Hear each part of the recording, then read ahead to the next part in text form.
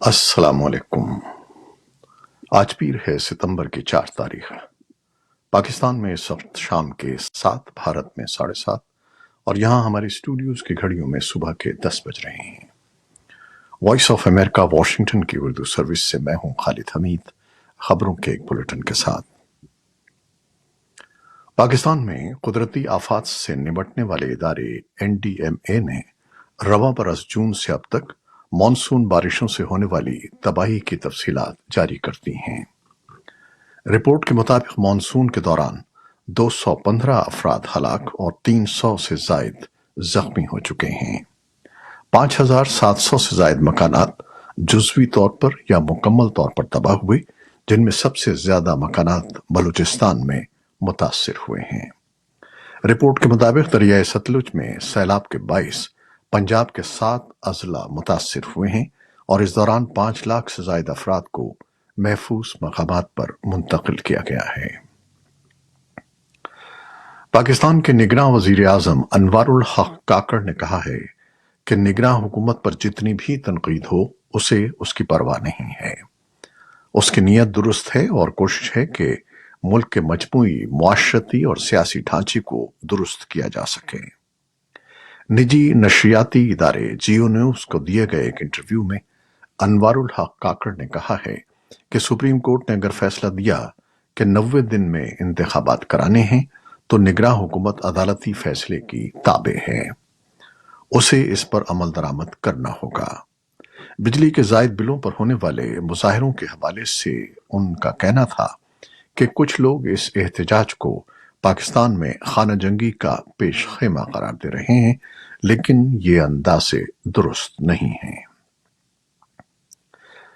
امریکہ کے صدر Joe Biden نے کہا ہے کہ وہ G20 سربراہی اجلاس میں شرکت کے لیے اپنے بھارت کے دورے کے منتظر ہیں، لیکن اپنے چینی ہم منصب شی جن پنگ کی اجلاس میں عدم شرکت پر مایوس ہیں۔ اتوار کو ڈیلاویئر میں صحافیوں سے بات کرتے ہوئے جو بائیڈن نے کہا کہ وہ جلد صدر شی سے ملاقات کریں گے، تاہم اس بارے میں مزید کوئی تفصیلات نہیں بتائیں۔ وائٹ ہاؤس کے مطابق صدر بائیڈن 7 ستمبر کو دہلی پہنچیں گے اور 8 ستمبر کو وزیر اعظم نریندر مودی کے ساتھ دو طرفہ مذاکرات کریں گے، جبکہ 9 اور 10 ستمبر کو وہ G20 کے اجلاس میں شرکت کریں گے۔ میڈیا رپورٹس کے مطابق چینی صدر شی جن پنگ گروپ 20 کے اجلاس میں شرکت نہیں کر رہے۔ ان کی نمائندگی چین کے وزیر اعظم لی چن یانگ کریں گے۔ روس کے صدر ولادیمیر پوٹن بھی اجلاس میں شرکت نہیں کر رہے ہیں۔ انہوں نے اس کی اطلاع بذریعہ فون وزیر اعظم مودی کو دے دی ہے۔ پاکستان کی بحریہ کے ترجمان نے بتایا ہے کہ پیر کو بلوچستان کے علاقے گوادر میں ہیلی کاپٹر کے حادثے میں پاک بحریہ کے 2 افسر اور 1 سپاہی جان دے بیٹھے۔ ایک بیان میں ترجمان نے کہا کہ ہیلی کاپٹر پرواز کے دوران ممکنہ تکنیکی خرابی کی وجہ سے گر کر تباہ ہوا اور واقعے کی تحقیقات شروع کر دی گئی ہے۔ سیکرٹ ایکٹ عدالت اسلام آباد کے جج ابو الحسنات ذوالقرنین کی رخصت کے باعث پی ٹی آئی کے وکلاء نے سائفر کیس میں چیئرمین پی ٹی آئی اور شاہ محمود قریشی کی درخواست ضمانت جج راجہ جواد عباس کی عدالت میں دائر کر دی ہے۔ عدالتی عملے نے بتایا کہ سیکرٹ ایکٹ عدالت کے جج ابو الحسنات ذوالقرنین اہلیہ کی طبیعت کی ناسازی کے باعث 8 ستمبر تک 1 ہفتے کی رخصت پر ہیں۔ بعد میں وکیل سلمان صفدر نے عدالتی عملے سے درخواست کی کہ سائفر کیس کی سماعت جمعرات کو رکھ لیں۔ اس کے بعد چیئرمین پی ٹی آئی کے خلاف سائفر کیس کی سماعت 7 ستمبر تک ملتوی کر دی گئی۔ شمالی سندھ میں بڑھتی ہوئی لاقانونیت بالخصوص اغوا کی وارداتوں کے خلاف 2 روز سے انڈس ہائی وے پر صوبائی سرحدی شہر کشمور میں دھرنا جاری ہے۔ اتوار کو کراچی میں بھی سینکڑوں شہریوں نے مغوی افراد کی بازیابی کے لیے احتجاج کیا۔ نگراں وزیر داخلہ بریگیڈیئر ریٹائرڈ حارث نواز نے میڈیا کو بتایا کہ پولیس ڈاکوؤں کے خلاف سخت کارروائی کر رہی ہے اور یرغمالیوں کو بہت جلد بازیاب کر کے ان کے پیاروں کے حوالے کر دیا جائے گا۔ مظاہرین نے ان یقین دہانیوں کے باوجود بھی اپنا احتجاج ختم نہیں کیا۔ جرمنی کے شہر کولون میں افغان خواتین اور انسانی حقوق کے کارکنوں کے ایک گروپ کی بھوک ہڑتال کے چوتھے دن منتظمین نے کہا کہ مظاہرین کی صحت کی حالت خراب ہوتی جا رہی ہے۔ بھوک ہڑتال کے منتظمین اور دھرنے کے منتظمین میں سے ایک تمنا پرانی نے اپنی ایکس پیج میں کہا کہ ہڑتال 12 ستمبر تک جاری رہے گی، چاہے اس میں ان کی جان ہی کیوں نہ چلی جائے۔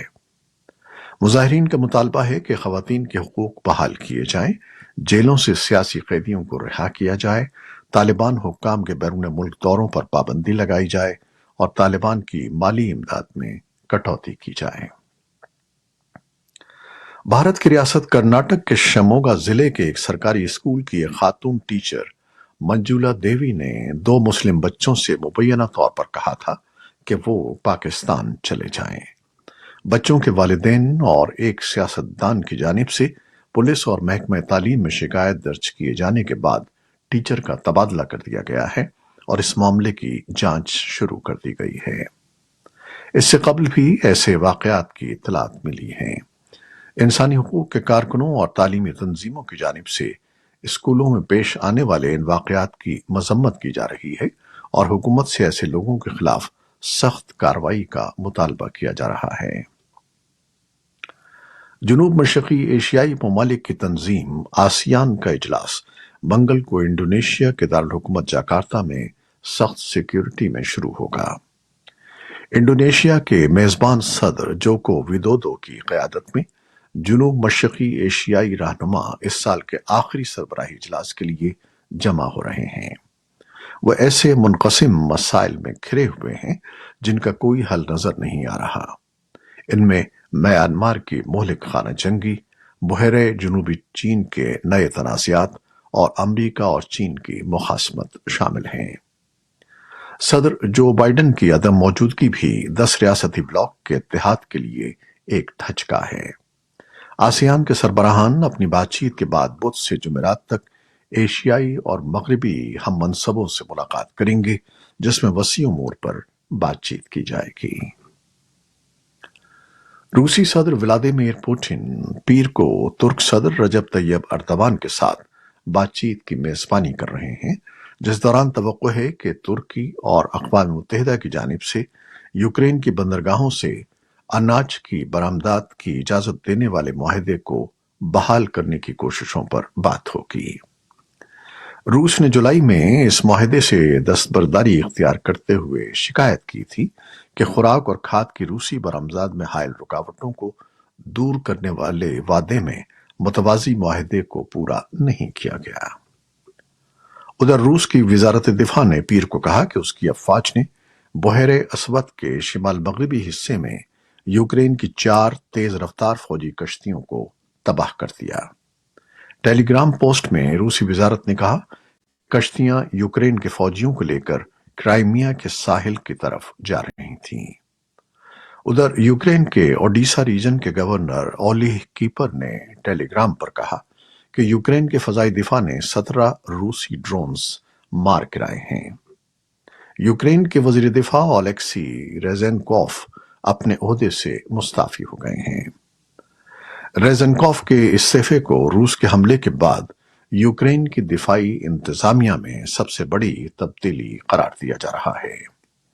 اس سے قبل اتوار کو یوکرین کے صدر ولادیمیر زیلنسکی نے اعلان کیا تھا کہ وہ وزارت دفاع کے لیے اسٹیٹ پراپرٹی فنڈ کے سربراہ رستم امروف کا نام تجویز کر رہے ہیں۔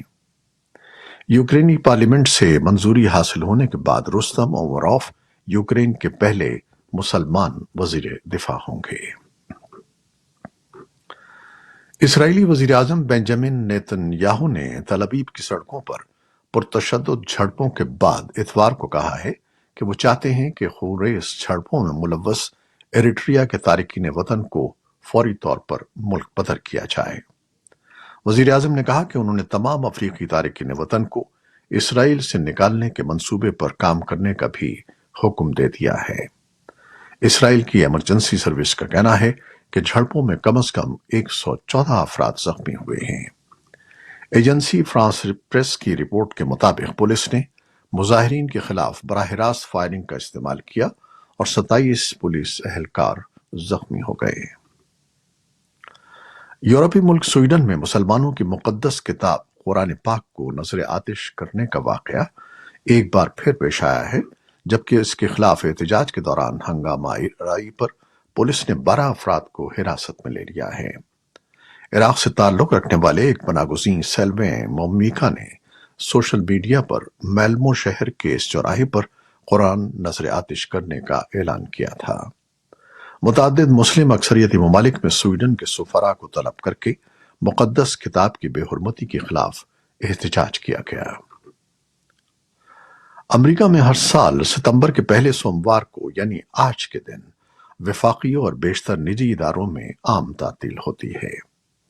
इस दिन को मनाने का मकसद मजदूरों की खिदमत का एतराफ और अमरीकी मईशत में उनके किरदार को सराहना होता है, लेकिन बहुत से अमरीकी इसे मौसम गर्मा के इख्तिताम की खुशी में भी मनाते हैं।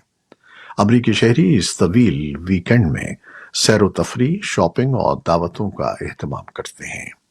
लेबर डे पर मिलने वाली सरकारी छुट्टी के ताने बाने 19वीं सदी में चलने वाली मजदूरों के हुकूक की तहरीक से मिलते हैं।